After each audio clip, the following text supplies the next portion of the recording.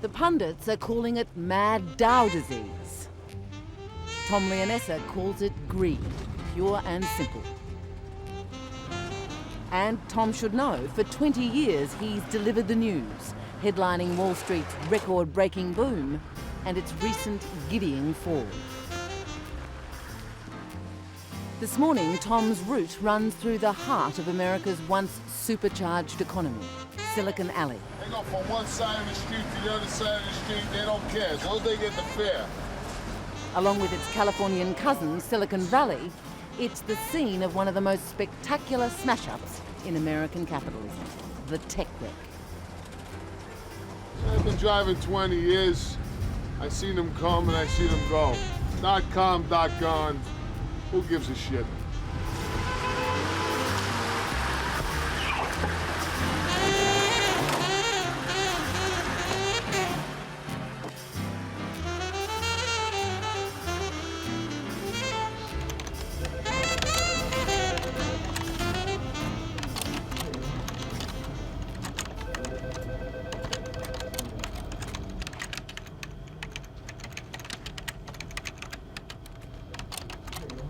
Veteran Silicon Alley company Snickelways Interactive has finally closed up shop. Joseph Gallivan shares a front row seat at the tech wreck, chronicling the carnage in his New York Post column, Dead.com of the day. We terminated virtually all our employees Tuesday. Technically speaking, we're not out of business. We hit a liquidity crisis. Already more than 200 .coms have gone bust, and another 20 die each month. Do you feel sorry for them at all? No, not really. I mean, on the way up, they were very boastful of what they were going to do. They were going to change the world. The head of Razorfish, this is a web shop here, he said, "This is a revolution. We're packing rifles." And now they're not worth anything. They're underwater, as they say.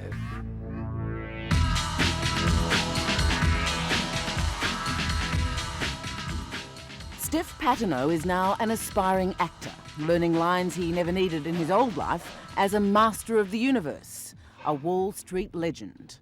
But the tech wreck ended all that. Did you meet him? Yeah, we met. Nice guy. So, you'll shoot him then? Not a chance in hell.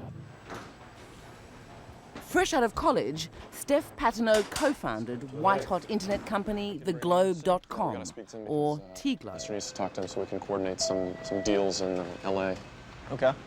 Shares opened at $9 and jumped to $97 on its first day of trading. Then, Steph Patenaude was worth close to $100 million. Today, his shares are worth under 20 cents apiece, which makes Steph worth... almost nothing. That's the sad part of it all. But didn't you, I mean, you sold on the way through. You must Barely, have no. We had one time to sell in the secondary offering, which netted me under $1 million, and I lost a lot of that trying to make more money by investing in other internet companies. Big mistake. So you're not a millionaire anymore?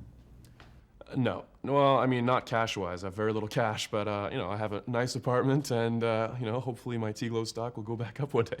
Otherwise, I gotta get a regular job.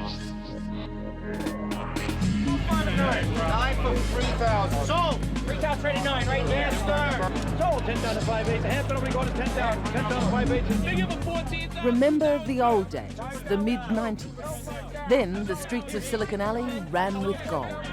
So 27.44, 27.4 at 4, you're out of the balance. The internet was a revolutionary force, the economy an unstoppable train, and the boring old business cycle was declared dead. That leaves you 12,000.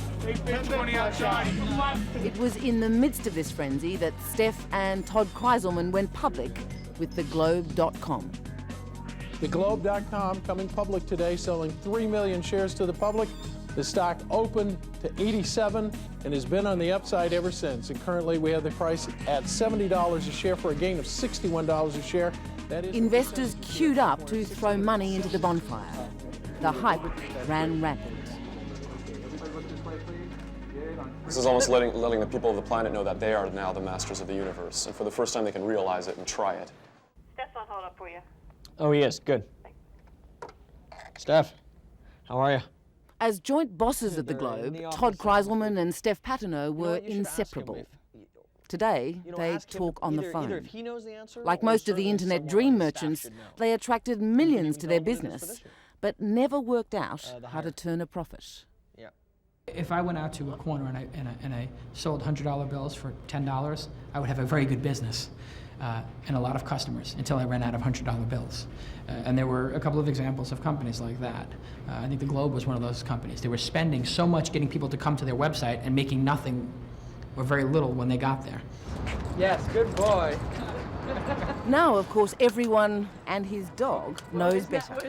Jason Calacanis is publisher and owner of the Silicon Alley Reporter. His company wasn't just a booster for the internet revolution, it shared its alternative values. And what is this? What is this of? Despite this, Calacanis has always been suspicious of the Globe.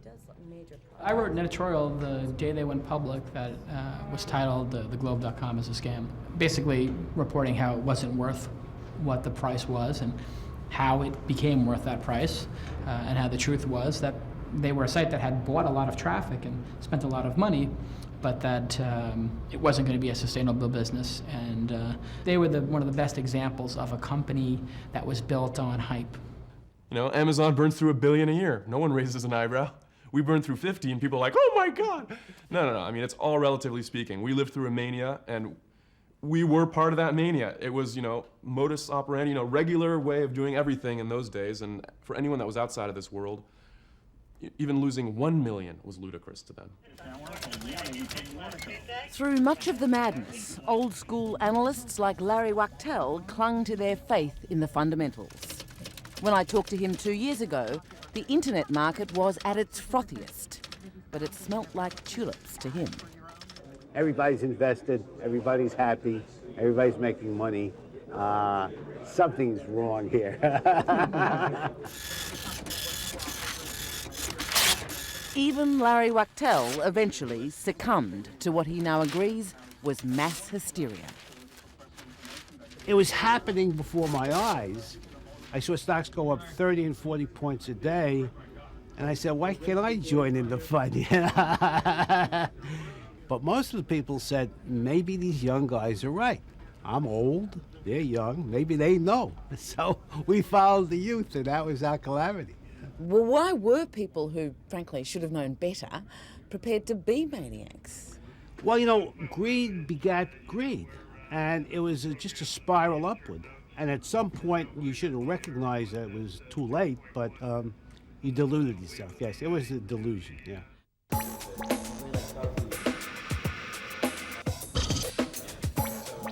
Yeah, how am I doing?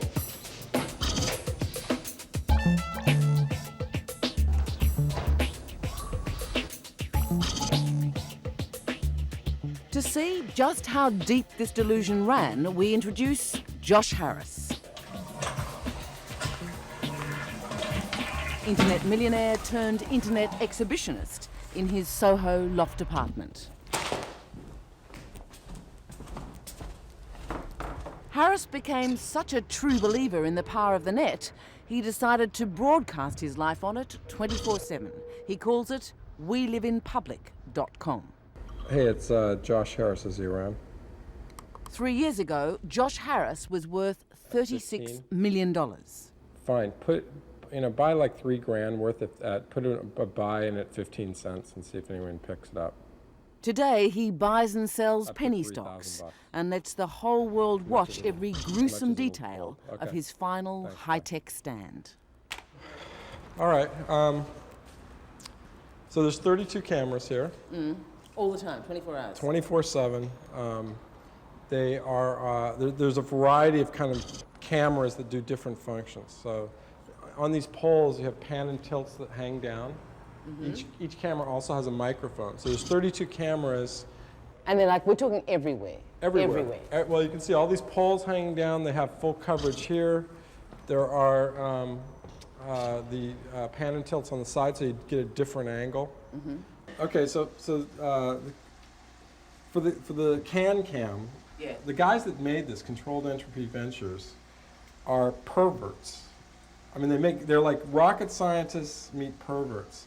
And these small dots here are the infrared cameras, and the big one is the camera. But sometimes, like I've had parties here where I had one party in particular during Fashion Week, and for whatever reason, I just didn't like the party. I didn't like the people, and then I projected everything that happens here out in my main hallway here, out in the main space. Of course, these are all hip fashion kids, and they'd never seen this one before. They'd seen everything, but they hadn't seen this one. Like I'm a jerk or something. Well, yeah, sex sometimes you do weird things when you're in sex. I can't do weird things. I'm all over that. I'm totally. No, you aren't. Living in this stuff just made me nervous. Okay, I'm just nervous. But Josh couldn't stop there. The internet was more than a way to make money. It was his obsession, and he had to be on it, whatever the cost. Just hire a hooker. It's easy. No, I'll just find somebody else that I enjoy having sex with. Okay, good. In the end, WeLiveInPublic.com cost Josh Harris the last of his precious millions and his girlfriend. He's now reinvented himself as a pop artist, producing not soup cans, but Gilligans. Dozens of them. Yet his delusions of grandeur about his final moments on the internet remain intact. It's defining, for me personally, it's defining an end to being an internet millionaire, and yeah, I think it's poetic. There's points where you think, God, am I a loser? Did I just totally screw it up? And the more I'm thinking about it, no way. It worked. I'll look back on this literally because it's on videotape, and I'll be amazed. I really will be, because it's sort of I punctuated well in my life.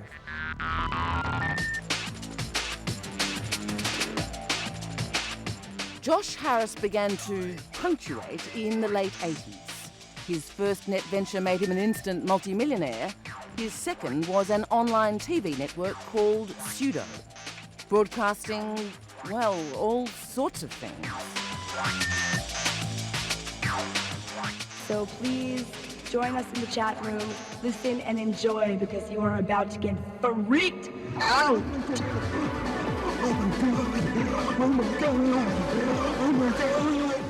Being the boss had its perks. Once a week, Harris appeared on his own network as a character he imaginatively called The Josh.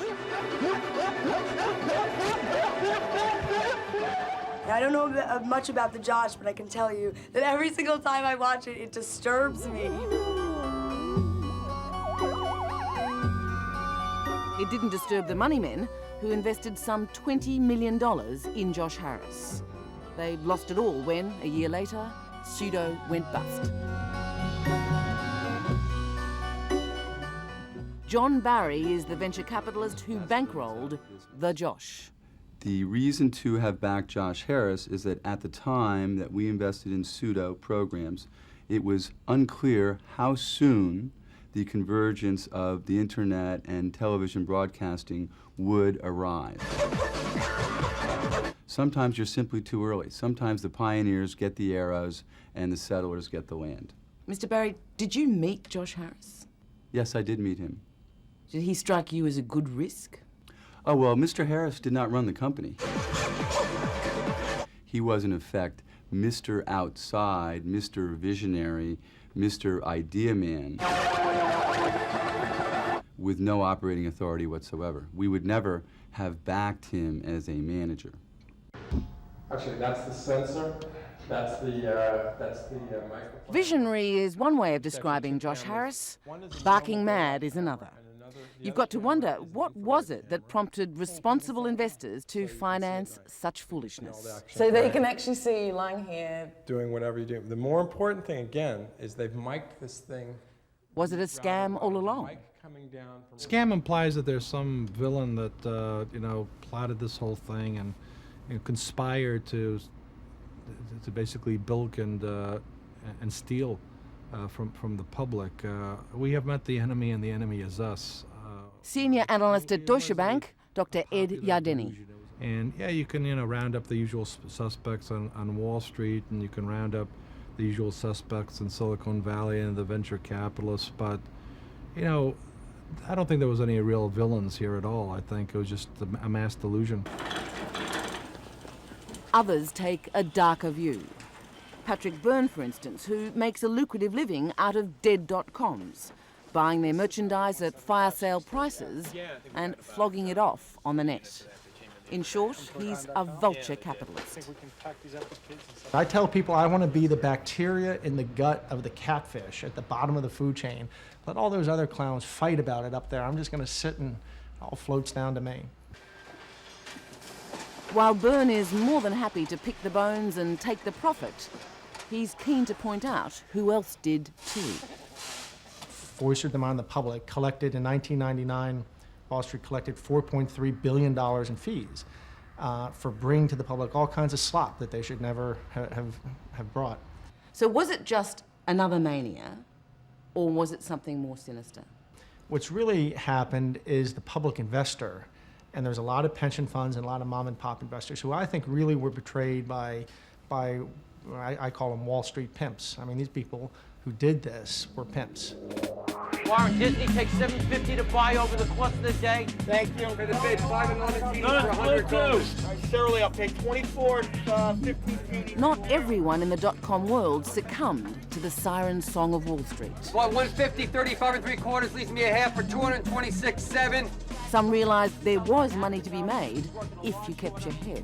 Probably down a half. I can use 250 additional. Gotcha. Okay. Beautiful. One of them was cyber pioneer John Borthwick. It was one of those experiences. I saw the web and I couldn't sleep for 2-3 days. I mean, literally, I would lie in bed and I would be just restless. I'd be tossing and turning, thinking of things and ideas that I could do. Inspired by this vision of a new world, Borthwick raised $70,000 and in 1994 started Digital Cities, an online guide to New York. It wasn't long before he was forced to make a strategic choice. Take the company public, using money offered by the VCs, or sell out to the big kid on the block, AOL. Borthwick chose to sell and move in. It was a traumatic shift for a small startup. Oh my. Well, this is a big change from the old office. How are people reacting? Depends on where they're sitting. Is that you? Yeah. Where is that? Chicago. Today, Borthwick and most of his team are still at AOL, alive and profitable, punting out new products for the giant. Brainless. That's Eric. Little Eric. Serious? Yeah. Borthwick has no doubt where they'd be now if he'd listened to the money men. What's the interface for you? What happened in some cases is that the venture capitalists sort of and the bankers, particularly the bankers, felt like that they could sort of strap all these booster rockets onto the back of the entrepreneur and push them forward, give them enough money, get them to the IPO. Sort of, and the IPO would light up the booster rockets, off they would go, and people would see how high it could fly. And sort of when the entrepreneur had reached as high as they could go, people would take their money. And what happened to? And the entrepreneur would be sort of left there to figure out, okay, what do I do now?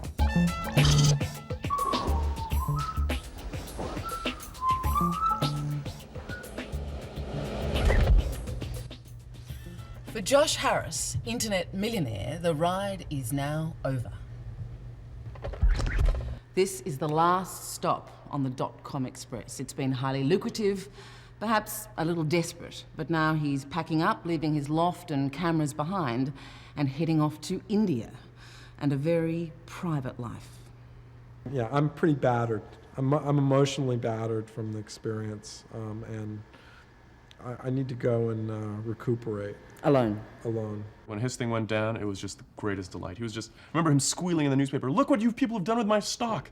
It's like, and then there's Steph Pattenow, who, when he's not acting, is writing a book about his time in the big league. Nice. But you know that Wiley is just going through the whole book. Really?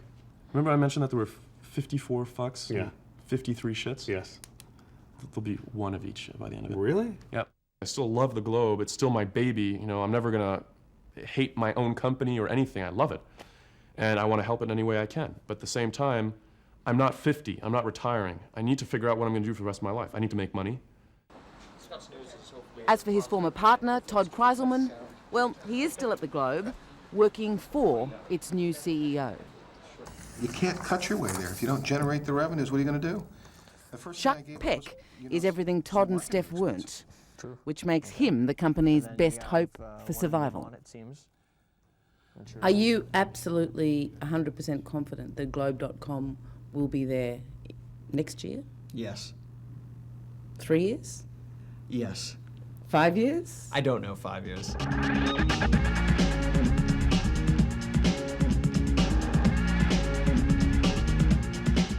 The tech wreck is a bit like a train smash in which, miraculously, no one died. The victims may be battered, they may be bruised, and they certainly are a lot poorer, but they survived. They walked away alive. The amazing thing is how many of them are prepared, after a period of recovery, to get right back on the train and resume their cyber ride.